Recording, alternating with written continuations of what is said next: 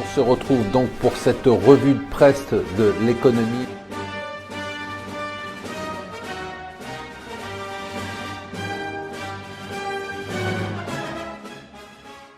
Bonjour et bienvenue sur Mon Financier pour la revue de presse de l'Écho. Nous sommes le jeudi 15 octobre.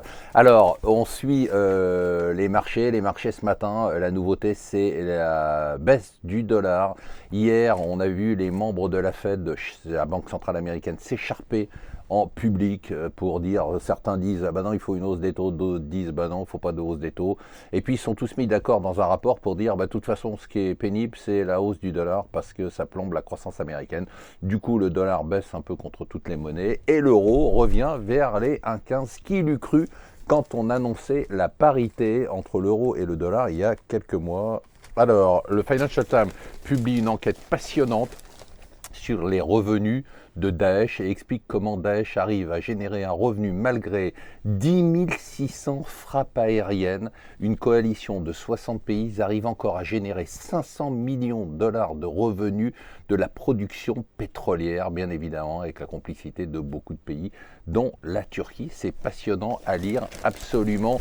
L'autre élément intéressant, c'est toujours dans le Financial Times, toujours sur le même thème, la Fed, donc, dont on parlait tout à l'heure, qui est accusée par les autres pays de, excusez-moi l'expression, mettre un bordel total sur les marchés. Et justement, le Wall Street Journal nous dit, avec ce qui se passe sur les pays émergents, c'est vraiment un peu le chaos. Et du coup, le Wall Street Journal nous dit, même les pays développés commencent à se dire que ce qui se passe sur les pays émergents, c'est toujours un peu inquiétant. Voilà Bolloré qui revient là où on ne l'attend pas.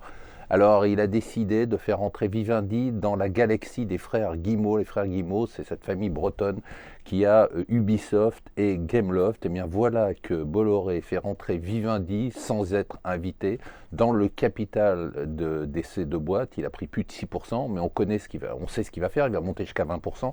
Il se trouve qu'en plus, les familles ne contrôlent plus le capital ni d'Ubisoft ni de Gameloft. Il va probablement obliger ces deux entreprises à fusionner et en prendre le contrôle, à suivre donc de très près.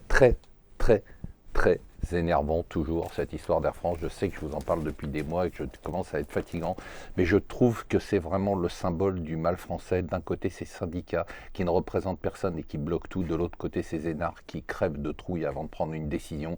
Et voilà que le gouvernement qui avait appelé pourtant les syndicalistes qui avaient attaqué le DRH de voyous, maintenant sont plus des voyous. La brutalité elle est du côté du patronat et maintenant le gouvernement demande que les licenciements soient tout simplement arrêté. Alors on oublie simplement qu'Air France est une entreprise privée, mais ça plus personne n'en a rien à foutre. Et du coup, le Parisien a raison, ça grogne de partout, les policiers bien sûr, les médecins, enfin tout le monde, sauf les fonctionnaires qui eux sont toujours très contents.